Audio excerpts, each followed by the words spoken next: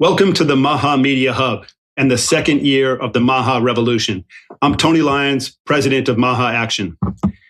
I hope that you all had a beautiful holiday season, and I'm sure that you've all noticed what's happening, which is that Trump's HHS has started the year off with just incredible news and has gone a long way towards making this country healthier. What amazing wins for the president, for Secretary Kennedy, for MAHA, and most importantly, for all of the American people. First, this morning in a White House press conference, HHS announced new common sense dietary guidelines. As Secretary Kennedy said, this is the launch of a revolution in American food culture. The Trump administration is showing incredible backbone, incredible courage by telling Americans the truth about the food they eat and how it's been making them sick. This is the day that the world will definitely remember helped reverse the chronic disease epidemic.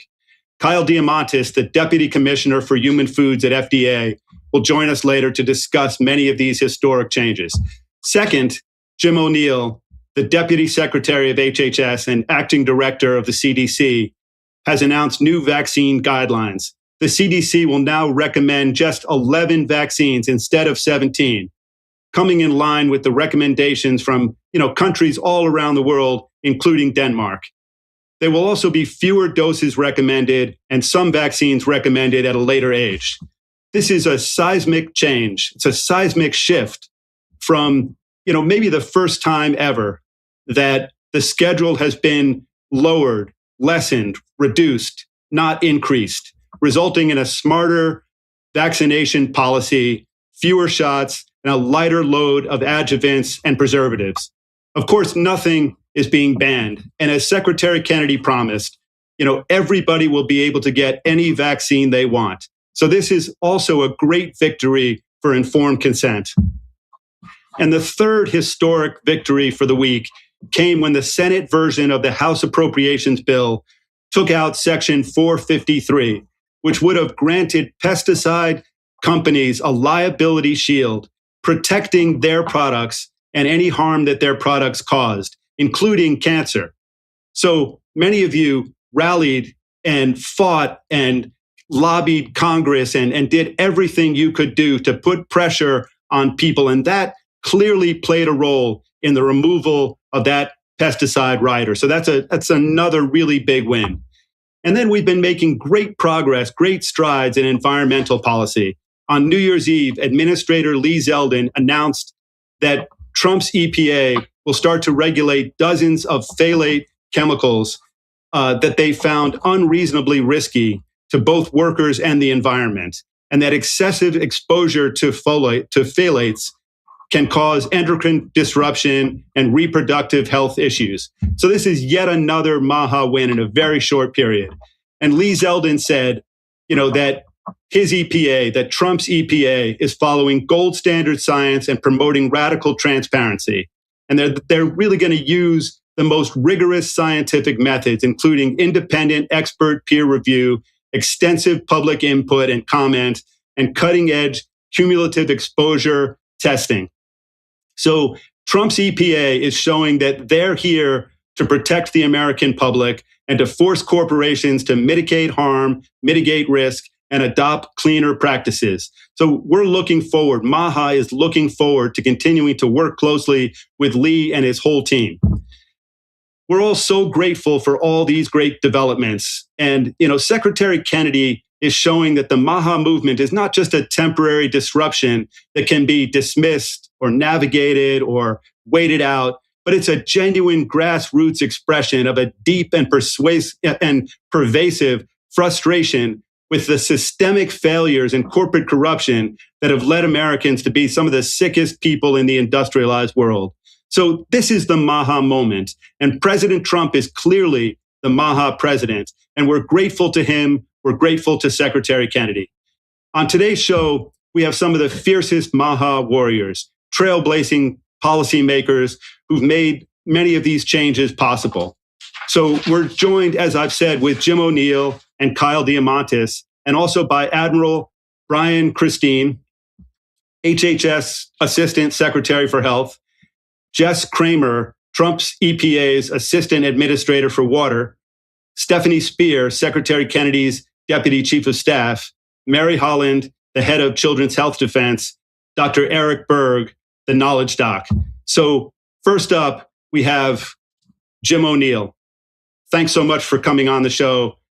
Looking forward to hearing what you have to say.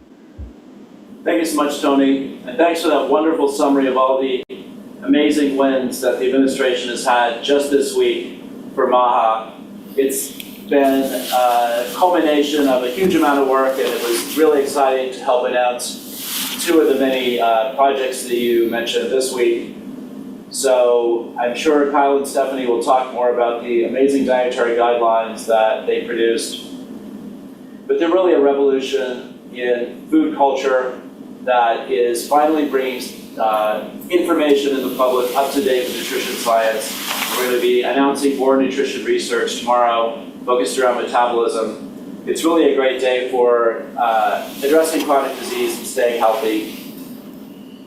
Mostly I'm going to talk about vaccines. So a month ago, President Trump asked me to review the vaccine schedule, which is maintained by CDC, and especially to talk to foreign governments and look at their practices for vaccines. So I proceeded to do that.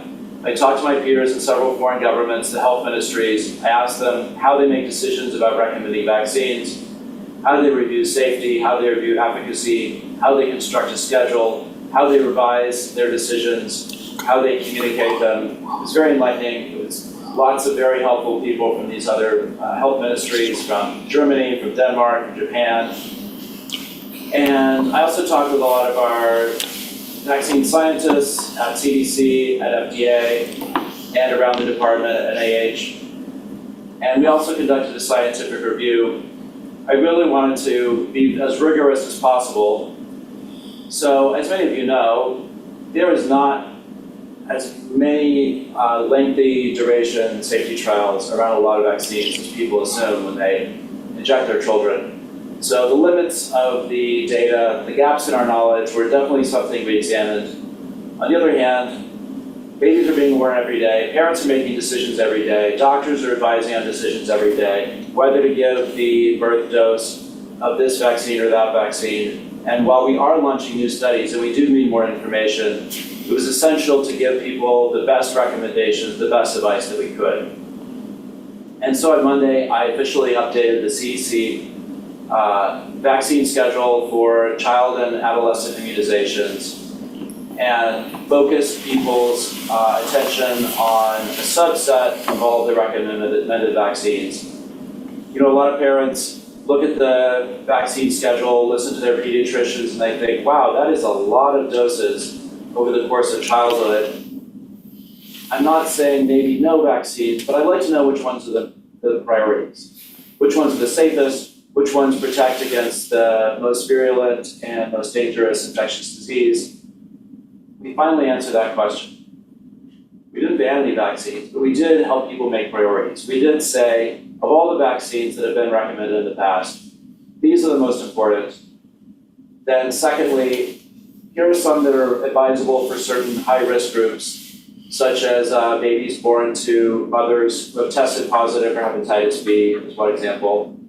And then other vaccines, they continue to be covered by insurance, but from now on, they are considered shared clinical decision-making. And the reaction since Monday has been much more positive than I thought. I know there are critics, I know there are defenders of the status quo. I know there are people that would like you to lump all vaccines together, assume that if you have any concerns about any vaccine, you must be anti-science and anti-vax. All of this on this call know that's not the case. So I was trying to add a new official government voice saying, every vaccine is different. The data is limited, but people, of course, parents need to make decisions. And this is the best advice that we have that's up to date as we continue to do the studies. So I would appreciate all of your help in examining these recommendations, in purveying them, in talking to parents, talking to doctors, making sure they understand that you don't have to give your children all the vaccines, especially when they're very young and fragile. and that it's fair to ask questions, to ask your doctor questions, to ask your pharmacist questions. States regulate pharmacies and doctors, of course. CDC doesn't mandate anything, it merely gives advice, but it has a responsibility to give the best advice possible, and that's what I think we did.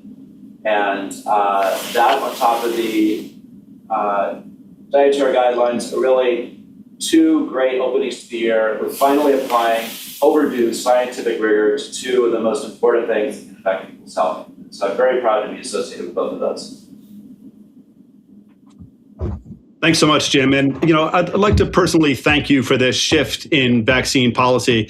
It's exactly the kind of shift and the kind of common sense way of thinking this through that Secretary Kennedy and President Trump promised. So it's just great to see this really just coming true and coming to, into place so that people can really benefit all around the country from these changes. So thanks a lot for coming on. Thank you, Tony. Next up, we have Admiral Brian Christine, Assistant Secretary for Health. He also leads the U.S. Public Health Service Commission Corps, and he's focused on public health priorities, including chronic disease prevention and improving the overall health of everybody in this country. So thanks so much for everything you do, and welcome to the show. Tony, thank you so much for allowing me to be on the show today. It's a historic day, like so many people are saying, and will continue to say, a historic day to make America healthier than it's ever been. My name is Brian Christine. I'm by training a urologic surgeon. I had an over 30-year practice in urology with a real emphasis on men's health. I closed that practice down in June of last year because I had the good fortune, the blessing to be nominated by the president to serve with Secretary Kennedy as the Assistant Secretary for Health here at the Department of Health and Human Services. And you see that I am in uniform because I'm the senior flag officer, the senior admiral, and I lead the Commission Corps of the U.S. Public Health Service. That's about 5,300 doctors, nurses, scientists, dentists who are commissioned by the president. We carry rank and we are out there taking health care to the American people. We serve the president, we serve Secretary Kennedy. We do everything we can do to investigate, to find, and to address the root causes of medicine and to take the secretary's message forward. And being in this role is the pinnacle of my medical career. It's really special to serve with Bobby Kennedy. We are focused at the Office of the Assistant Secretary. We are focused on addressing, as I said, the root causes of disease. We see the disease that's out there, the chronic diseases, the obesity, the diabetes, the obesity rates in our children, and we are committed to working to end these diseases, to end these horrible maladies that affect our country. We are absolutely bringing radical transparency in our role to bring Bobby's vision out to the public and to make America healthier. The Office of the Assistant Secretary is staffed by incredibly talented individuals. And these individuals have worked so hard to make the dietary guidelines released today a reality. And we're going to continue to push that kind of science and that kind of effort forward. For me, I'll be doing media related to the dietary guidelines to support them, including op-eds, direct-to-cameras, and interviews. We're going to be out there and we're going to evangelize and spread the gospel of these new guidelines. As I told you, I am a urologist by training with a real interest in men's health. And Tony, I tell you, men in this country are facing a silent health crisis. Men have higher suicide rates. We have a lower life expectancy. We have higher rates of diabetes and premature death. In November, I worked with Commissioner Marty McCary at the FDA, and we had an expert panel on testosterone replacement in men. And it was mirrored to the very successful expert panel on hormone replacement in women that had occurred. And we thought, women deserve this kind of attention. We need to right the wrongs of the past, and we need to do the same thing for men. And we did. That expert panel was amazingly well received. We're going to be continuing on and following up with that. There are some things we're going to do to build off that expert panel. If there's anything that Secretary Kennedy is known for, it's to live a healthy lifestyle, to support the health of all women and all men in this country. I am personally committed to making sure that the good work that we do to promote health in women and children has a parallel track for men. It's high time that we focus on men, not at the expense of healthcare in women. But again, as a parallel sibling track, we're committed to that. I think it's going to be something really special to see in 2026. Under Secretary Kennedy, we've got gold standard science. We see that with the dietary guidelines. We see that with everything that's going on at the NIH and at the FDA. You see that here at the Office of the Assistant Secretary for Health. Gold standard science, that's what the Secretary demands. That's what we're delivering. We are really excited to put those things into action.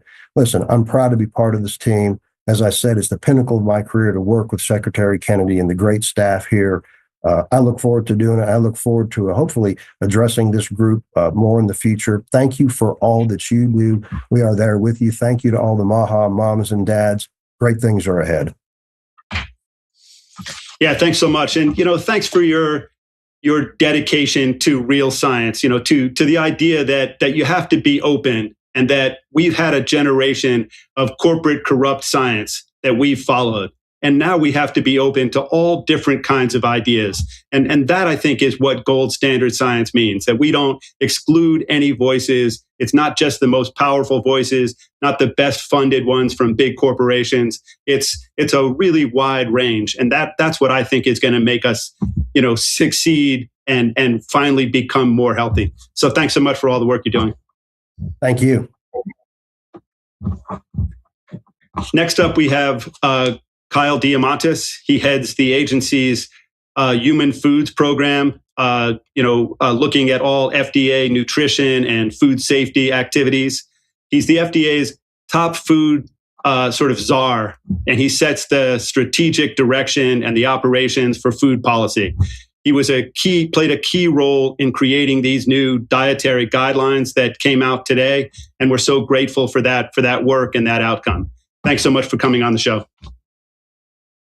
Hey, Tony. Yeah, great to be on. Thanks for having me. Just want to give a very quick shout out to Jim O'Neill and Dr. Brian Christine, two real professionals and visionaries. And a lot of folks don't know that the dietary guidelines actually live out of OASH, the Office of the Assistant Secretary for Health, that Dr. Christine leads. So very thankful for the work from Dr. Christine and his entire team for leading the entire HHS effort on getting the dietary guidelines across the finish line in coordination with USDA. Look, the message on the dietary guidelines released today is really a simple and non-controversial one, and that's to eat real food. We want to evangelize real food. This is a framework, intended to customize, for individuals, for families. Everybody can eat a healthy diet and an affordable diet within this framework that we put forward today as part of the dietary guidelines for Americans. What are sort of the keys that are announced today? It's to prioritize whole foods, right? That's healthy proteins, both animal and plant-based sources. It's to avoid highly processed foods, certain types of highly processed foods, particularly those that lack nutrient density, that are made with highly refined carbohydrates and are full of added sugars and sodium. Those are really the key highly processed foods that we focus on these dietary guidelines. I think, as most folks on this call know, FDA and USDA are working on creating a definition for ultra-processed foods. That it will be a 2026 priority deliverable for both departments. And we want to make sure that we do that in a methodical way. And we're focused here in the dietary guidelines about those highly processed foods that have a history and are really backed by evidence-based research on some of their harms. Again, those that have refined carbohydrates, high levels of added fats and sugars, and certain additives, chemical additives as well. Look, the dietary guidelines also tackle fat, right? We do keep in the saturated fat cap of 10%. But we tackle that through reduction of ultra-processed foods, these highly processed foods that often have significant higher amounts of fat than whole foods do. There's also new guidance on school milk related to saturated fat that plays a role. And so, this is not a sort of new iteration of what past science has. This is a fundamental shift in the dietary guidelines. If you go back to the first version in the 1980s, at that time, America had about 15% obesity rates. We now have obesity rates that are higher in the 40 to 50% range. And so the policies that the dietary guidelines have followed since the 1980s have in large part fundamentally failed us when it comes to addressing these root causes of our chronic diseases, particularly things like obesity and diabetes. The first iterations of the dietary guidelines essentially called for avoiding all fat and eating a whole lot of carbs. And again, we know that that is no longer sound nutrition research supported by the mainstream. Everything in this 2025, 2030 version of the Dietary Guidelines for Americans is supported by evidence and gold standard science, and it's a document that we're really proud of. And it's one that every American can easily satisfy through an affordable diet. So this is a monumental win for Secretary Kennedy, for HHS, for Secretary Rollins at USDA. And it's just the beginning. This is not a goalpost. This is not scoring a touchdown. This is really the kickoff to a year in 2026 where we really want to be promoting nutrition and food reform as a whole. And it's a kickoff to a lot of good things to come from both departments as we tackle these issues, really with a whole of government approach. I think one thing you're seeing under the Trump administration is that we are committed to providing a whole of government approach, unison and unity across the entire federal government to tackling these issues. So we're really proud of the work we've done. No nutrition document in history will ever be universally accepted by everyone. There will always be things that people will question, that people will criticize. But the fundamental baseline of these dietary guidelines to promote whole foods and to minimize consumption of certain highly processed foods is something that every American should agree upon. Thanks, Tony.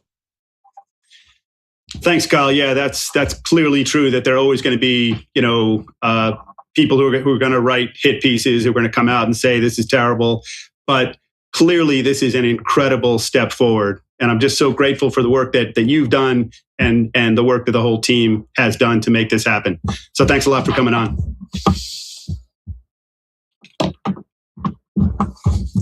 Next up, we have Stephanie Spear. She is Secretary Kennedy's Deputy Chief of Staff and Special Counselor. She's incredibly smart, strategic, thoughtful, and plays a fundamental, just a really key role in all of the successes that Kennedy has.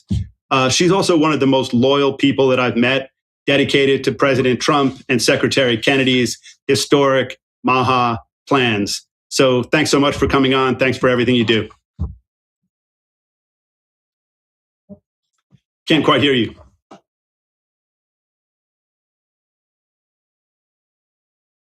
Can you hear me now? Yes.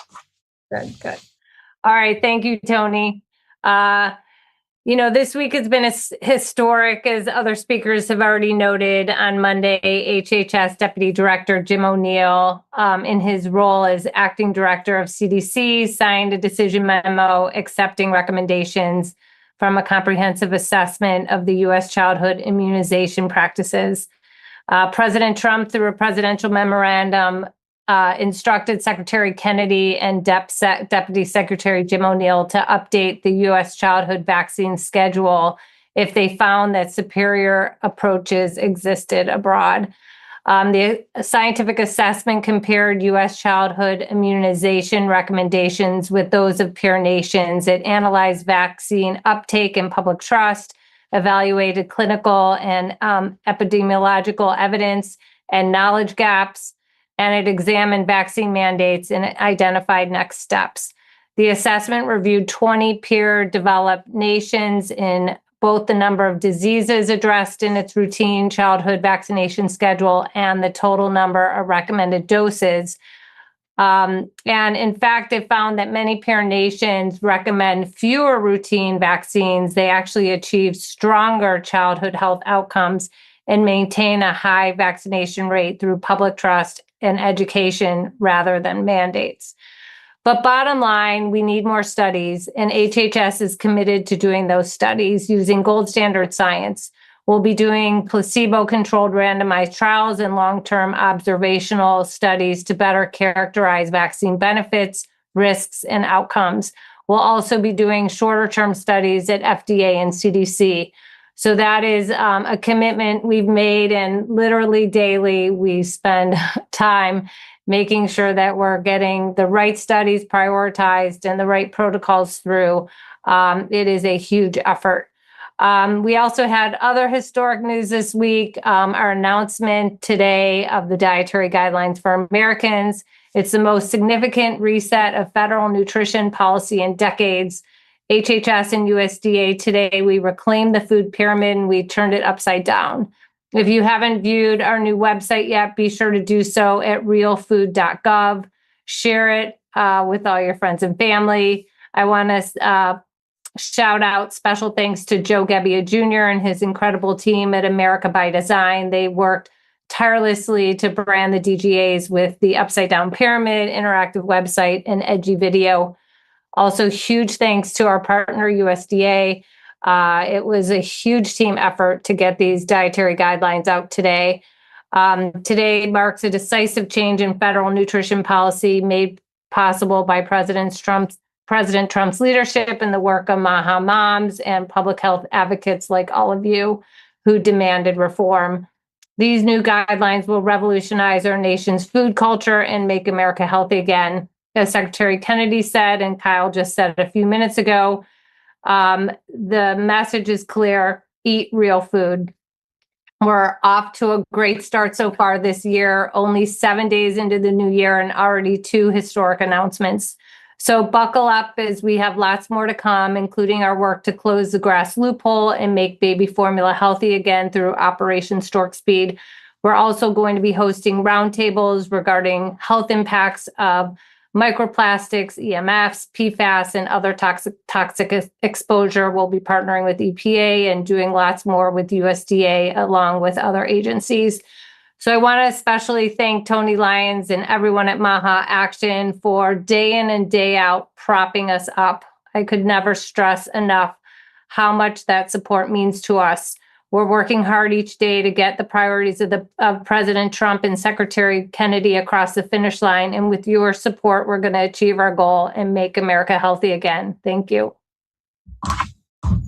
Thanks so much. And, Stephanie, you're really one of the unsung heroes of HHS. Most people don't know all the work that you do, and you're clearly at this 24/7 for, months and months and months. And we're all just really grateful. Thank you, Tony. Next up, we have Dr. Eric Berg. He's known as the Knowledge Doc. He works to mitigate the chronic disease problems that so many people in this country have by teaching the public the importance of healthy diet and all kinds of other tips that can really just make their lives better. He's been a really vocal backer of changing the broken food pyramid. So, this is a really important day for him and a culmination of so much of the work that he's done.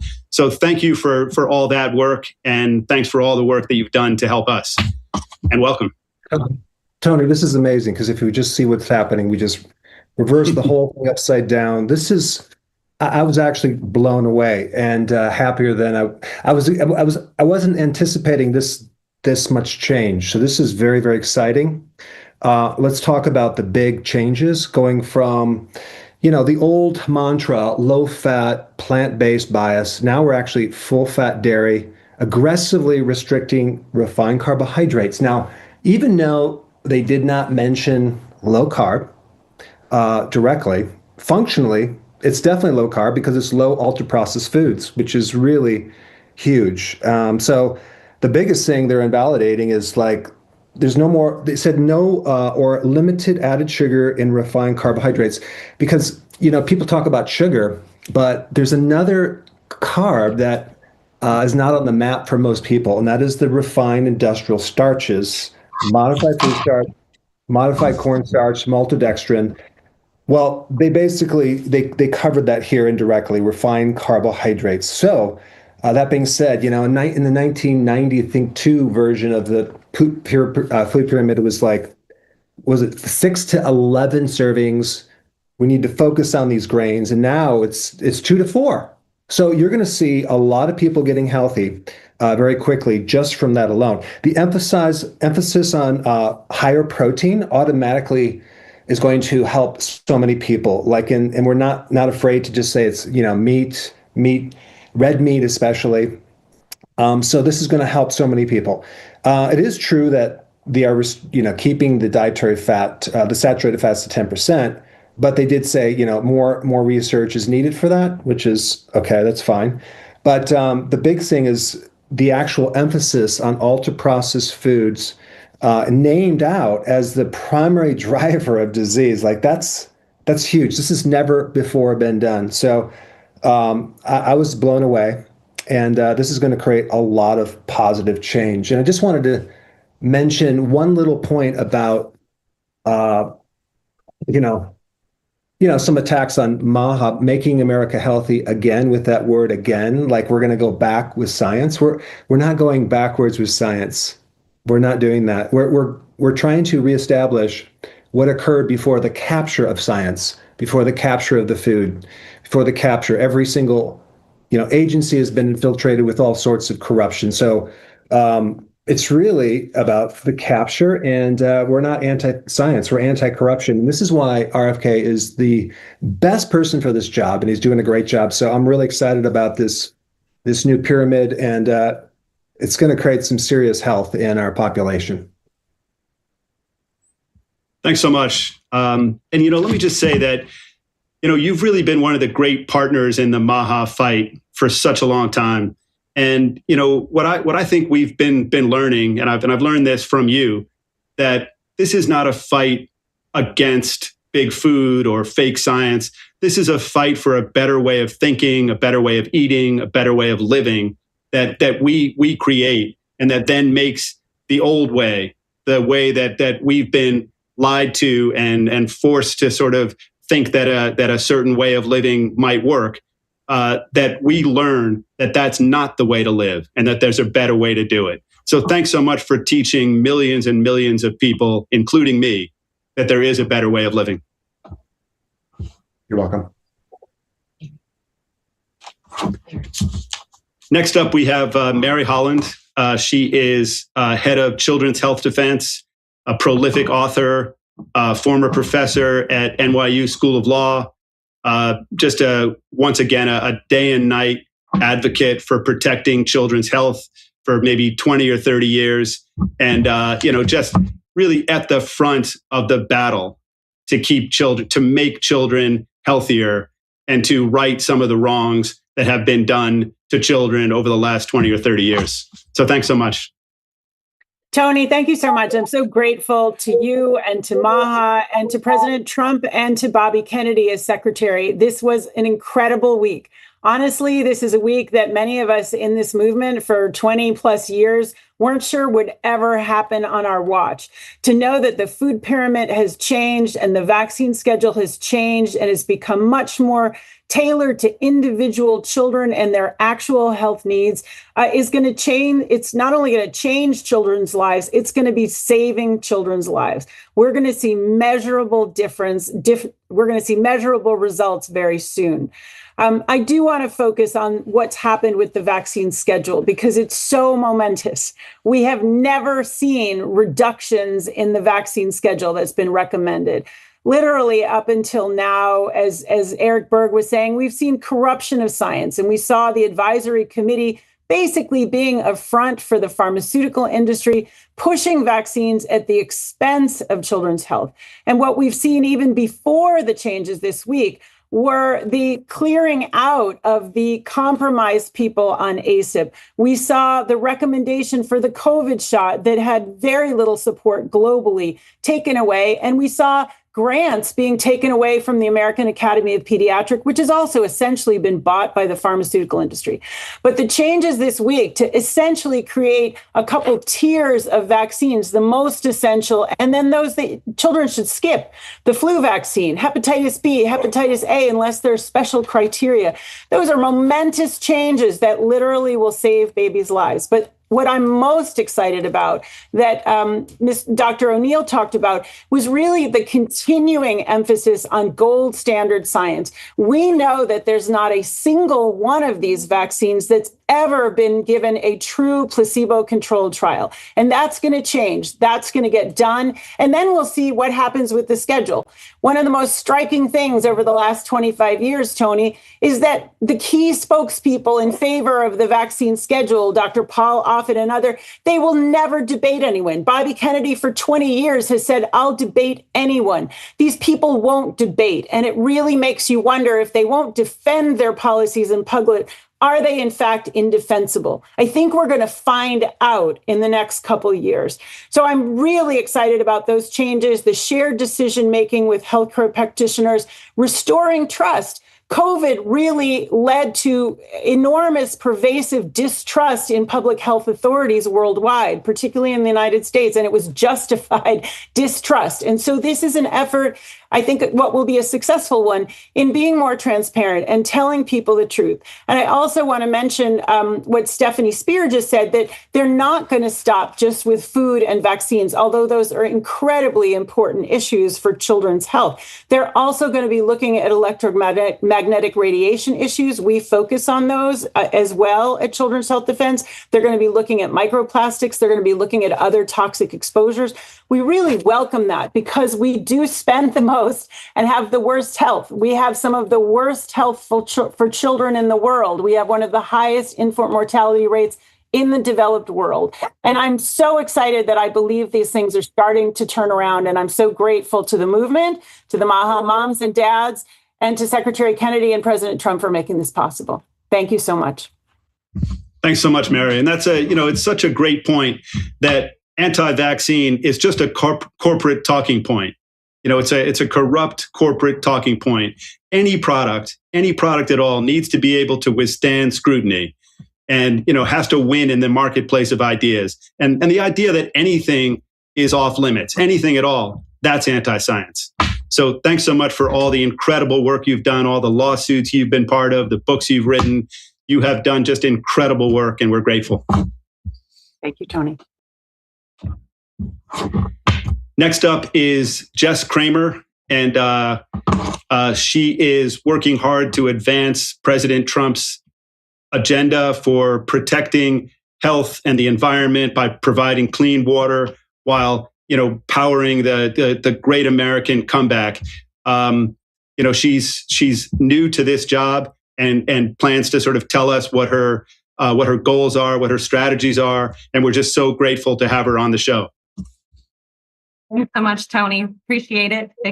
I'm super excited to be here with you guys today. So my plan is to talk a little bit about where we've been in 2025 and forecast for you a little bit about where we're going to be going in 2026. We've heard a lot about the food pyramid and things related to food today. I'm going to shift gears a little bit and talk about water. By way of background, I'm the assistant administrator for the Office of Water at EPA. I work for the best bosses in Administrator Zeldin and President Trump. The two core tenets that I'm going to talk about and everything that I highlight for you today, being committed to using gold standard science, being committed to radical transparency. I think you're hard pressed to find anybody who can argue about those core tenets because at that point, they're just trying to hide something. And it's extremely easy to see when they're trying to do that. So I want to talk a little bit about what we do in the Office of Water. We do a couple of things that I think are important, especially with respect to the MAHA movement, things that I think y'all are going to care about. So I want to talk a little bit about the regulatory bucket of what we do. So underneath my purview, I have the Safe Drinking Water Act and the Clean Water Act. Boiled down, it means that I'm responsible for overseeing the offices that ensure that when you turn the tap on, what you're getting out for drinking water is clean drinking water. I also oversee the offices that ensure that when you flush the toilet, it goes away and it is properly treated before being discharged into surface waters in our country.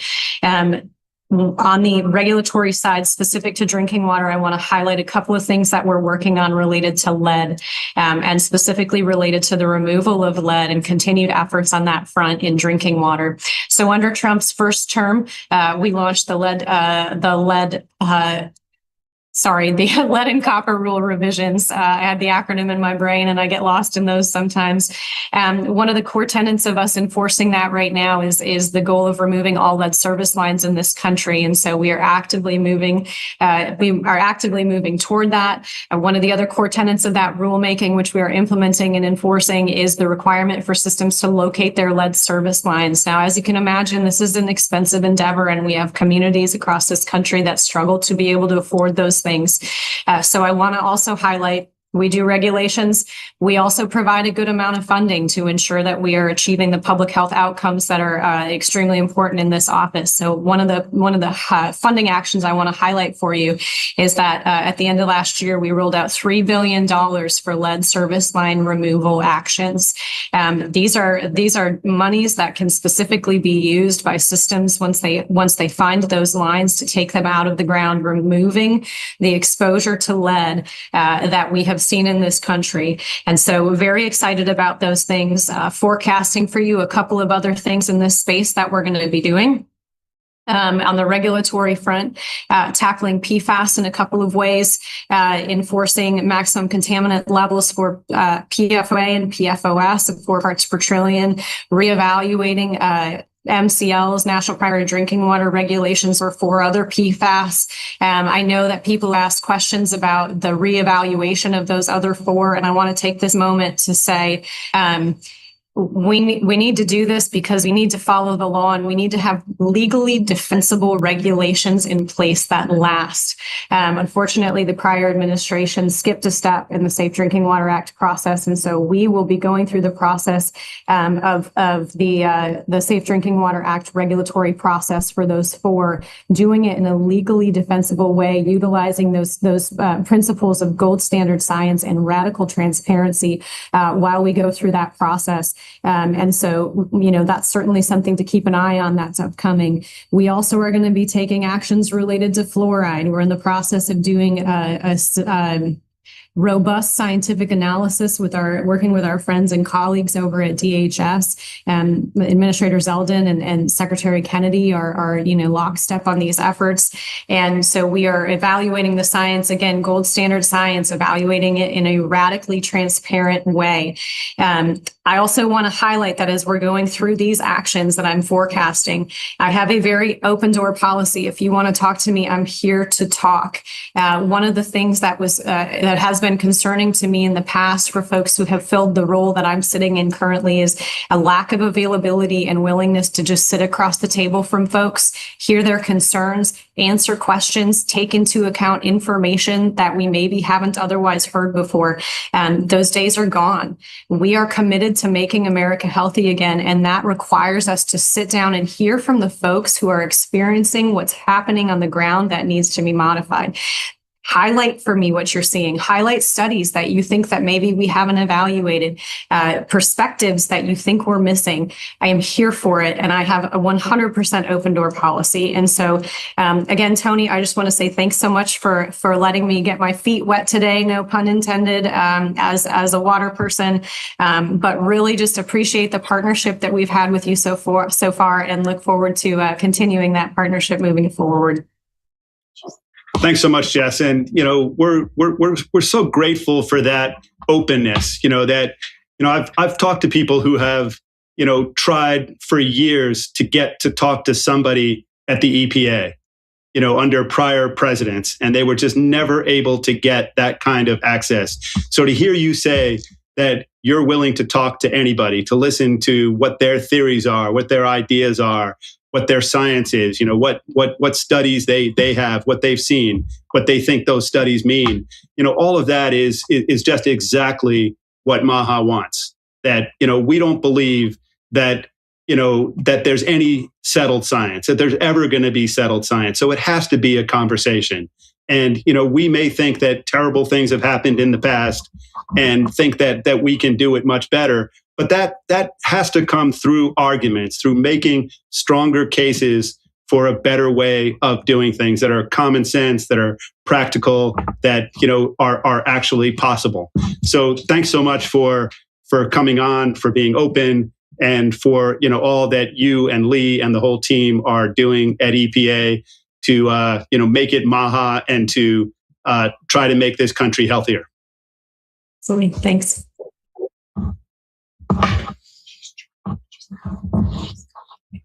Okay, it looks like next up we have Representative Paulina. She's not quite ready yet, but she's going to be on in the next couple of minutes. She is a representative for Florida's 13th Congressional District and has been since 2023. She's a really vocal advocate for MAHA policies And one of the things that she's done is that she's really come out strongly in rejecting, any kind of a pesticide liability shield.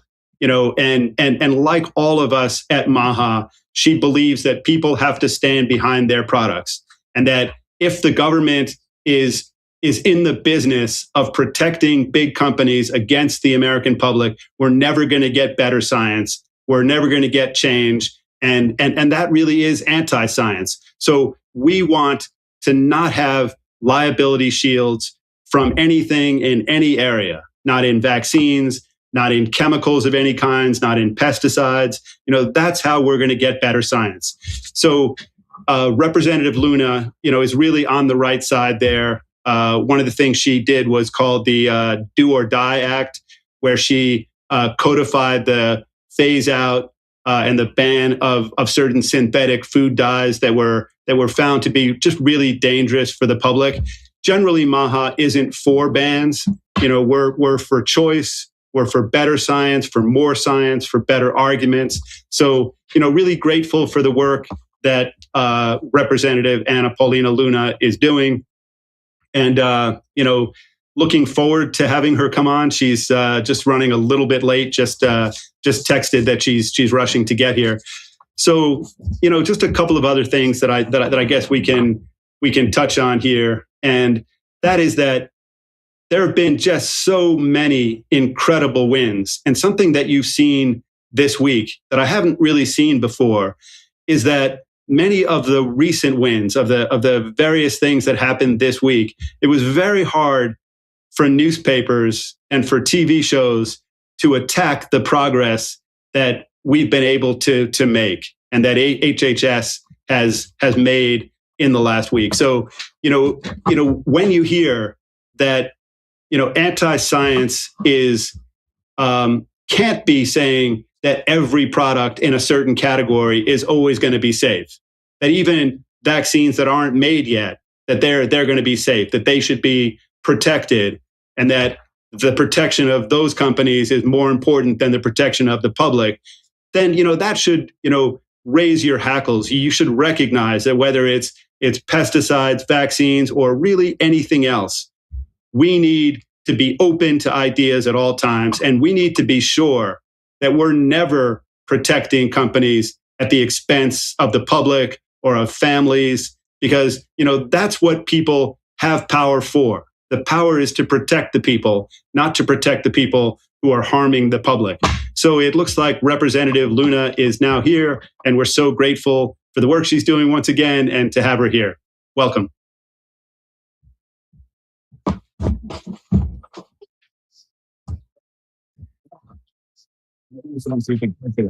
Hi, can you hear me? Yes, now we can. Perfect. I'm actually calling you from the House floor. Great, thank you. How are things going there? Things are going well. And I know with our recent win and removing that pesticide protection out of that bill coming down onto the floor could have only been accomplished by the grassroots activism from the MAHA people. So I can tell you that, sometimes, unfortunately, with the legislation, they try to slip things in, those poison pills, into pieces of legislation. But I know myself, as well as a few other members of Congress, said, this is dead on arrival. We're not going to accept it. And so they're able to gut it. But I'm very glad to see that you guys are holding Congress accountable, because it needs to happen.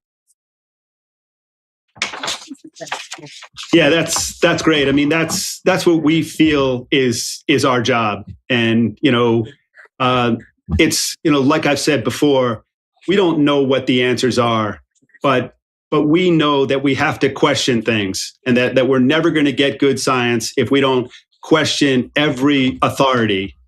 And we're never going to get any kind of reasonable science if we protect corporations who make dangerous products. That they have to. I was going to say, there's a ton of special interest money, as you guys know, that pours into Washington. I actually refuse to take any PAC money from pharma, but a lot of members do on both sides. And so even if it's instances in pharma, or sometimes you'll see organizations like Monsanto, especially if people sit on the ag committee, And so you do see it affect the legislation, but that's exactly why grassroots activism is important, especially as we go into the midterms. A lot of people up here are simply wanting to get reelected. And so if they get a large amount of pushback, especially online, if you guys are calling their offices and saying, hey, look, you're supposed to represent me, but you're putting stuff that's, in this legislation that's potentially making Americans sick or whatever it might be. I mean, that all needs to be called out publicly. And so I can tell you that this is going to be my third term in office.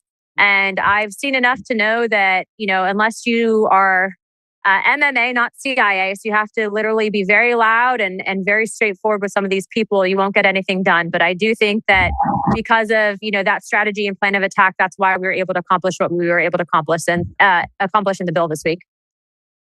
Yeah, that's great. And, we would love to just keep on working with you to fight any of these kinds of things when they come up, because we know that these companies aren't going to stop.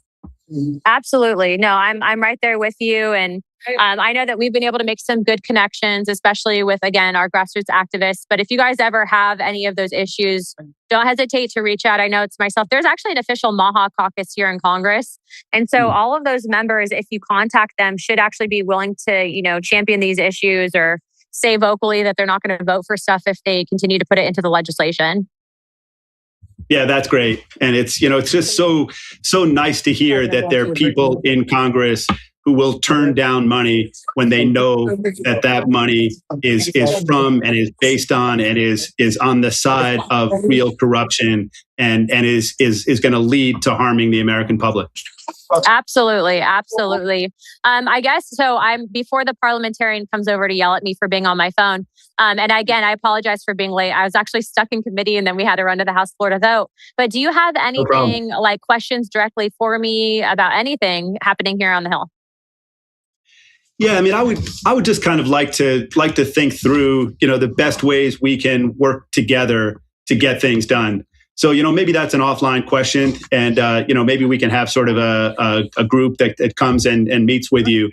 But this was a great win this week, and we'd like to just make sure that we use every connection, because we recognize that the Trump team, that this moment, this MAHA moment, is a once in a lifetime chance to really roll back things that have been going wrong for a long time.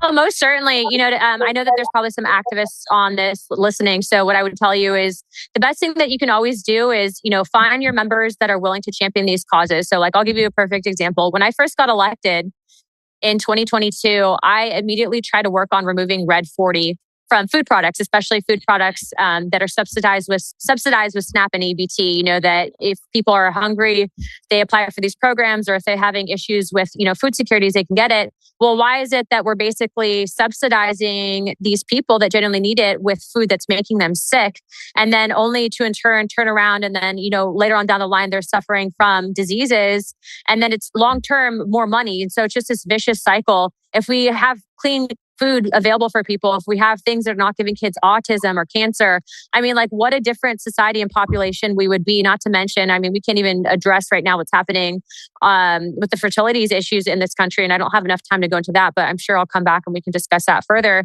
But it goes into our food supply, right? Food is medicine.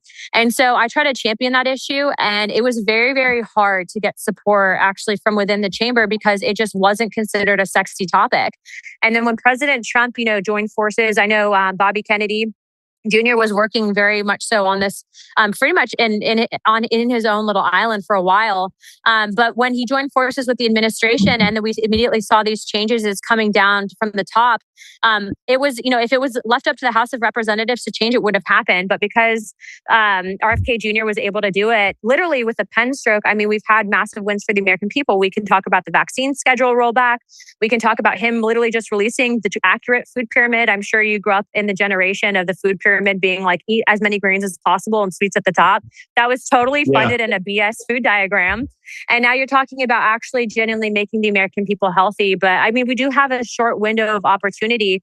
And you do have members of Congress that do want to work with the administration on this. And they're kind of also being at the same time educated on these topics. And so MAHA needs to remember that you guys have a voice too. And it's an incredible movement. And to not get discouraged maybe because you don't have direct access to a member. You guys have members that you can work with. Again, I encourage every person listening to this to look and see who's on the MAHA caucus. and then contact their office about legislation. Or if you have eyes and ears on legislation that's coming out where there's these poison pills and you guys get it before we do, I mean, we can then champion saying, hey, we're not going to vote for this and we'll kill the legislation, but we can't do it without your help. Yeah, that's great. So we really want to help, and we really want to partner with you. And you made such great points. I mean, one of them is that people have said for decades now that poor people can't afford to eat healthy food, that the government can't afford to provide healthy food. And the point is that the government can't afford not to provide healthy food, that people can't afford not to eat healthy food. That's going to cost more money. That's going to cost more money, but then you also you look, and if these programs, if these manufacturers want to be able to have SNAP and EBT being used for their product, then they can't make the American people sick. And I think that that's a pretty sane response. I mean, regardless of where you're at on SNAP and EBT, I think that that's a pretty common sense argument. And so I do think that the president and RFK Jr. have been very much so champions in holding these corporations accountable. You're seeing Walmart has actually rolled back from their Walmart in-house made products, a lot of the additives. You're seeing a lot of people be more health conscious. I think that there's an entire movement, but it can't stop. And it doesn't just stop with their food supply, right? It goes into the pharmaceutical industry. It goes into treatments. I know that recently the FDA removed those terrible black box warnings on hormone therapy for women going through menopause. I mean, these are all things that for decades were like literally brushed under the rug. And I think that that's also too because of the pharmaceutical cartels that exist in Washington, but understand that it exists on both sides. And so it is difficult to, not take the money, but it's the right thing to do, which is exactly why we do what we do. And so we're championing. If you need anything, let us know. But I don't know if you're hearing in the background, I'm getting called to go vote again, but just know that we'll continue championing, and you can follow what we're doing on my official accounts at Rep Luna, whether it's on X or Instagram. Thanks so much. Thank you, guys. Okay, so that was a great show. Let me just wind up with a few comments. So, Representative Luna was making a great point that we should work closely with them. We should work closely with Lee Zeldin and his team. We should work closely with every branch of government that we can work with, that Trump's team is this team that is willing to work with us. And that so many, like I said before, so many activists have said that they haven't had this kind of access in their lives, in 20, 30 years. So this is an opportunity. This is a MAHA moment. We at MAHA have just incredibly powerful tools at our fingertips. We've got these Media Hub calls. We've got the MAHA report on Substack.